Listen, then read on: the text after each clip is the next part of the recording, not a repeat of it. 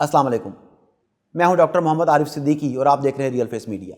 नाजरीन, मैं सहाबा कराम के तारुफ के सिलसिले की वीडियोस एक लंबे अरसे से आपके सामने पेश कर रहा हूं।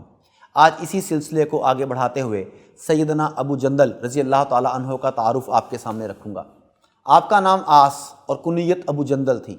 आप रज़ी अल्लाह ताला अन्हो उस वक्त मुसलमान हुए जब इनका घर इस्लाम दुश्मनी का गढ़ था। इनके वालिद सुहेल ने इनके पैरों में बेड़ियाँ डालकर कैद कर दिया और वो कई बरस तक इस कैदो बंद में गिरफ्तार रहे। 6 हिजरी सुलह हदैबिया के मौके पर इनके वालिद सुहेल ही कुरैश मक्का की तरफ से आप सल्लल्लाहु अलैहि वसल्लम के पास मसाहलियत के लिए आए थे। जब शराइत लिखी जा रही थी तो इनमें से एक शर्त यह थी कि कुरैश का जो आदमी भी, खा वो मुसलमान ही क्यों ना हो, मुसलमानों के पास चला आएगा तो मुसलमान इसे वापस करने पर मजबूर होंगे। सैयदना अबू जंदल जो इस्लाम कबूल कर चुके थे और कुफार मक्का की कैद में थे, किसी तरह भागकर बेड़ियों समेत रसूल अनवर सल्लल्लाहु अलैहि वसल्लम की खिदमत में हाजिर हो गए और अपने ज़ख्म दिखाकर फरियाद की कि इन्हें अपने साथ मदीना ले चलें।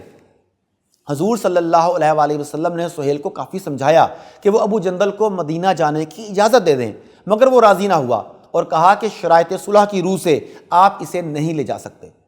चुनांचे आप सल्लल्लाहु अलैहि वसल्लम ने सहाबा कराम की मुखालिफत के बावजूद अबू जंदल को सुहेल के हवाले कर दिया और कहा, अबू जंदल सब्र व ज़ब्त से काम लो, खुदा तुम्हारे और दूसरे मज़लूम मुसलमानों के लिए कोई रास्ता पैदा करेगा।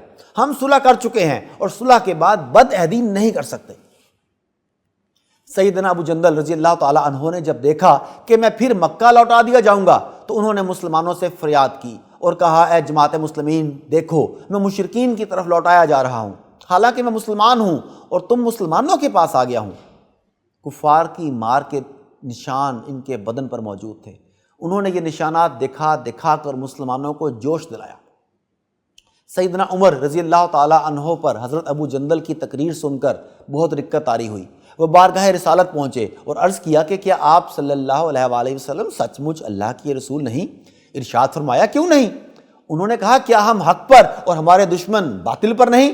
आप सल्लल्लाहु अलैहि वसल्लम ने फरमाया कि क्यों नहीं? फिर उन्होंने कहा, तो फिर हमारे दीन में हमको ये ज़िल्लत क्यों दी जा रही है? आप सल्लल्लाहु अलैहि वसल्लम ने फरमाया, ए उमर, मैं अल्लाह का रसूल हूँ, मैं इसकी नाफरमानी नहीं करता, वही मेरा मददगार है। दरबार रिसालत सल्लल्लाहु अलैहि वसल्लम से उठकर सैयदना उमर सैयदना अबू बकर सिद्दीक़ रज़ी अल्लाह ताला अन्हु के पास आए और वही गुफ्तगू की जो बारगाह रिसालत में अर्ज़ कर चुके थे। आप रज़ी अल्लाह ताला अन्हु ने फरमाया कि ए उमर, वो अल्लाह के रसूल हैं, वो जो कुछ करते हैं अल्लाह ताला के हुक्म से ही करते हैं, वो कभी अल्लाह की नाफरमानी नहीं करते, अल्लाह ताला इनका मददगार है, अल्लाह की कसम यकीनन वो हक़ पर हैं, लिहाजा तुम इनकी रुकाब थामे रखो। बहरहाल ये बड़ी सख्त आजमाइश और इम्तिहान का वक्त था। अगर रसूलुल्लाह सल्लल्लाहु अलैहि वसल्लम का अदब मानने ना होता तो मुसलमानों की तलवारें न्याम से बाहर निकल आती। सुलहनामा के मुकम्मल हो जाने के बाद एक दूसरे सहाबी अबू बसीर भी मुसलमान होकर मदीना मुनव्वरा पहुँचे। कुफ़ार ने इनको वापस बुलाने के लिए 2 आदमी भेजे। हुज़ूर अक़दस सल्लल्लाहु अलैहि वसल्लम ने हस्बे वादा वापस फरमा दिया। सैयदना अबू बसीर ने अर्ज़ किया, या रसूलुल्लाह, मैं मुसलमान होकर आया हूँ, आप मुझे फिर कुफ़ार के पंजे में भेजते हैं। आपने इनसे भी सब्र करने का कहा और फरमाया, इंशाअल्लाह अनकरीब तुम्हारे लिए रास्ता खुलेगा। ये सहाबी इन दोनों काफिरों के साथ वापस हुए। रास्ते में इनमें से एक काफिर से कहने लगे, तुम्हारी ये तलवार तो बड़ी नफीस मालूम होती है। अब आपको पता है कि शेखीबाज आदमी, छिछोरा आदमी ज़रा सी बात पर फूल जाता है। वो भी फूल गया। वो न्याम से तलवार निकाल कर कहने लगा, हाँ, मैंने बहुत से लोगों पर इसका तजुर्बा भी किया है। ये कहकर दिखाने के लिए तलवार इनके हवाले कर दी और उन्होंने इसी पर इसका तजुर्बा किया और मार डाला। दूसरा साथी ये देखकर कि एक को तो निपटा दिया, अब मेरा नंबर है, वो भागा हुआ मदीना आया और आपकी खिदमत में हाजिर होकर अर्ज़ की कि मेरा साथी मर चुका, अब मेरा नंबर है। इसके बाद सैयदना अबू बसीर पहुँचे और अर्ज़ किया कि या रसूलुल्लाह, आप अपना वादा पूरा फरमा चुके कि मुझे वापस कर दिया। मुझसे कोई अहद इन लोगों का नहीं है जिसकी जिम्मेदारी मुझ पर हो। वो मुझे मेरे दीन से हटाते हैं, इसलिए मैंने ये किया। आप सल्लल्लाहु अलैहि वसल्लम ने फरमाया, तू लड़ाई भड़काने वाला है, काश कोई इसका मददगार होता। वो इस कलाम से इशारा समझ गए, इसलिए वहाँ से चलकर एक खुफिया जगह आ पड़े। मक्का वालों को इस किस्से का हाल मालूम हुआ तो अबू जंदल भी छुप कर वहाँ पहुँच गए।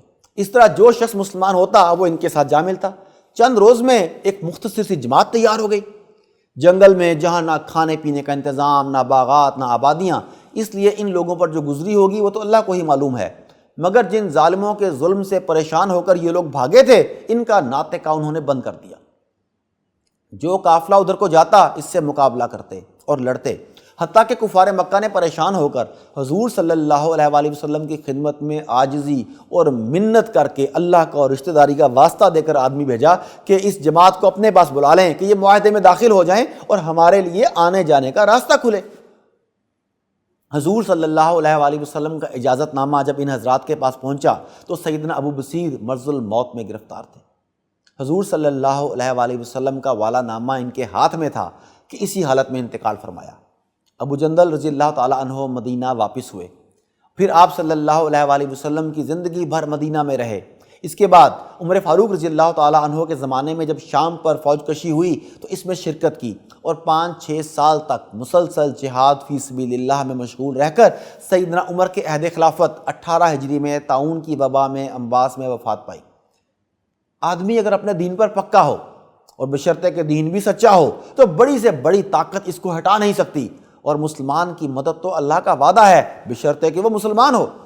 اور ہم نے اس سارے معاملے میں یہ دیکھا کہ سیدنا ابو جندل پر اللہ کی مدد کیسے نازل ہوئی۔ اللہ تعالیٰ ان کی قبر پر کروڑوں رحمتیں نازل فرمائے۔ مائی ہیروز کی سیریز صحابہ سیریز جاری ہے، مگر آج کے لیے اتنا ہی۔ اگلی ویڈیو تک کے لیے اجازت، اللہ نگہبان۔